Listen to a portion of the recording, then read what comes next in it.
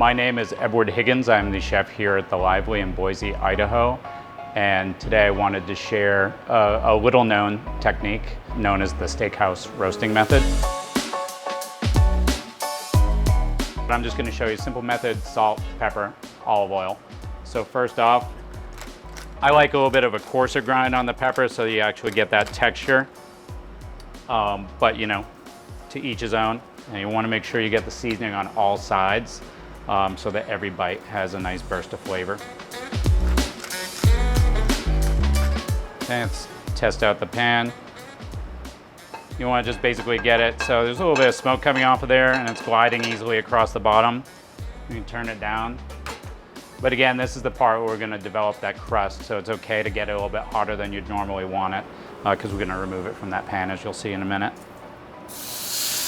You can start to look around the edge of the steak, and you don't want to move it around too much. You want to let it just sit there and develop the crust. So just sort of stare at the edge of the steak, see what the coloration looks like. Should start to look nice and golden brown and starting to get crispy from the fat frying in the pan. Use that as your gauge, and then we'll use some tongs in a couple of minutes here to lift it up and make sure we're getting that delicious crust on the outside. So right now we're going to take a little peek underneath. You can see the brown crust on the outside. That's letting me know that we're developing a nice crisp sear on the outside. Beautiful. I mean, this sear, I'm going to just tell you right now, this is Snake River Black ribeye. The fat in there is helping me get this crust for sure. So now that we've got it seared and it's been transferred to a cool pan, we're going to just put it into a moderate oven to continue the cooking and get it really nicely evenly cooked from outside in. So steak's been in there for about, I'd say, 11-12 minutes now. We can go ahead and just take a temp on it and see where we're at. We're at about 110 degrees in the center and climbing, shooting for a temperature of about 120 to 125.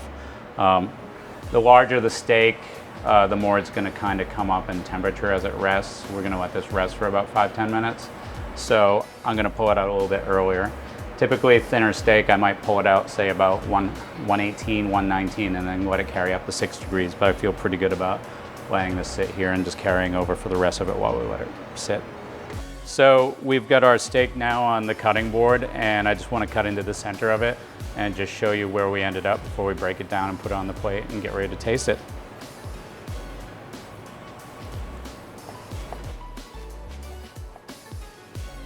So the whole point of the cooking method, I think, is best illustrated with just this cross-section cut of the steak. You can see from exterior to interior, one even, nice, perfect color, 125 degrees Fahrenheit, which is about mid-rare medium.